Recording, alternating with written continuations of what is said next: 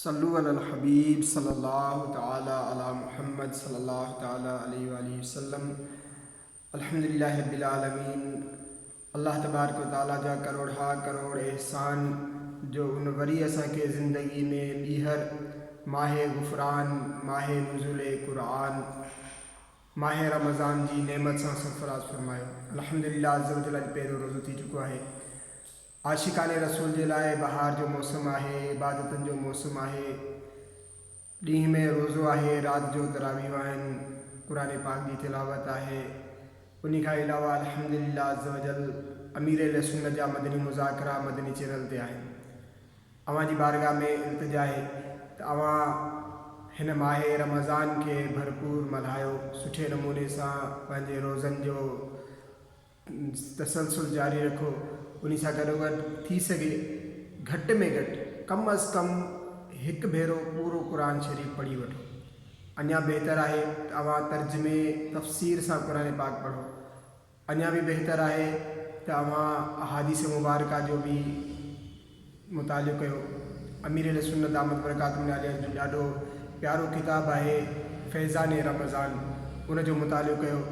उन सां गॾोगॾु पंहिंजी जेका ॿी मसरूफ़ियत आहे, जंहिंखे असां फज़ूलियात चई सघूं था सोशल मीडिया ते, या अहिड़ियूं मसरूफ़ियतूं जेके लूडो ॾे या कंहिं वीडियो गेम्स ॾांहुं वञनि, या अजायो फेसबुक ते या ॿियनि अहिड़ियुनि फील्डुनि में वञणु जंहिंसां वक़्तु ज़ाया थिए थो, त उन खां बचण जी कोशिशि कयो।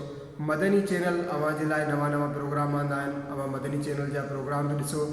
उन सां गॾोगॾु अल्लाह तबारक व तआला असां सभिनी खे तौफ़ीक़ ॾिए त असां क़ुरान पाक जी घणी खां घणी तिलावत कयूं। पंहिंजो पाण पंहिंजी हिफ़ाज़त जो ज़हन ठाहियो। पंहिंजे घर वारनि जी हिफ़ाज़त तव्हांजे ज़िम्मे आहे। ॿाहिरि बग़ैर कंहिं ज़रूरत जे ॿाहिरि न वञो। जहिड़ा हालात हली रहिया आहिनि त थी सघे कि सिर्फ़ु ऐं सिर्फ़ु किताबनि सां, क़ुरान पाक सां, मदनी चैनल सां अव्हांजो जेको आहे वक़्तु गुज़रे। हिन वीडियो जे ज़रिए अव्हांखे हिकिड़ी दावत बि ॾींदो अलाह इंशाअल्लाह अज़्ज़ व जल। हेठि लिंक में अव्हांखे हिकिड़ी लिंक ॾींदुसि मां।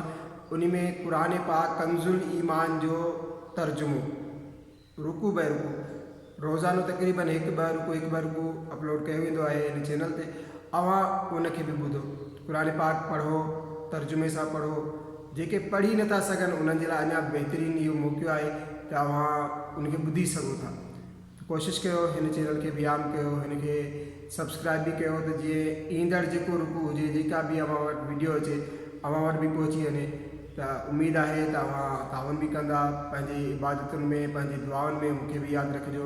अल्लाह तबारक व तआला असांखे ॿिन्ही जहाननि जूं भलायूं नसीब फरमाए। अस्सलामु अलैकुम वरहमतुल्लाहि वबरकातुहू।